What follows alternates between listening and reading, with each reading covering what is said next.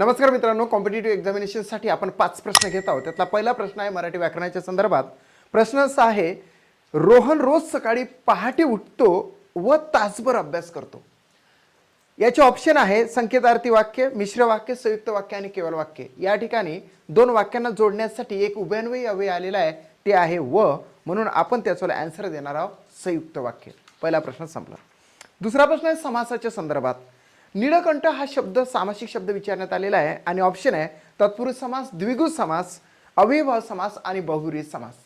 नीळकंठ, निळे आहे कंठ ज्याचे असे तो शंकरजी. म्हणजेच नीळ आणि कंठ या दोन्ही शब्दांना महत्त्व नसून तिसऱ्या शब्दाला महत्त्व आहे, म्हणून या ठिकाणी होतो बहुव्रीही समास. Fourth option is the right answer of this question. Third प्रश्न बघूया.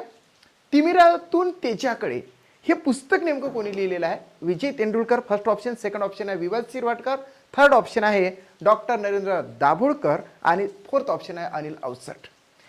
तिमिरातून तेजाकडे हे पुस्तक लिहिलेलं आहे डॉक्टर नरेंद्र दाभोळकर यांनी. So third option is the right answer of this question.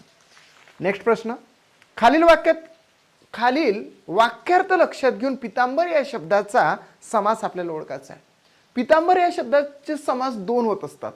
पितांबर म्हणजे पिवळे असे वस्त्र जर म्हटलं तर तत्पुरुष समास होतो आणि पिवळे आहे वस्त्र ज्याचे असे तो विष्णू, अशा वेळेस बहुव्रीही समास होत असतो. या ठिकाणी समुद्रकन्या लक्ष्मी पितांबराची सहचारणी आहे, म्हणून यातला जो पितांबर हा शब्द आहे तर तो विष्णू असा दर्शवतो, म्हणून या ठिकाणी होते बहुव्रीही समास.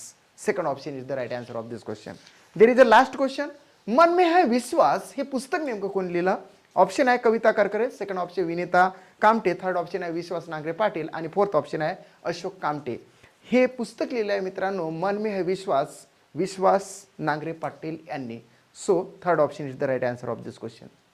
जर का तुम्हाला माझा व्हिडिओ आवडला असेल तर निश्चितचपणे MPSC स्मार्ट लर्निंगला सबस्क्राईब करा. थँक्स.